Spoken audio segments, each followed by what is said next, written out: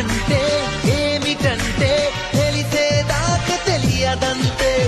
ఎవరైనా ఎవరికైనా చెప్పలేని వింతే. ఎంత మాత్రం నమ్మనంటూ నాలో నేను నవ్వుకుంటే నన్ను సైతం వదలనంటూ వచ్చి కమ్ముకుందే. కథలు విన్నా ఎదరే ఉన్నా అసలు సంగతి తేలదుగా.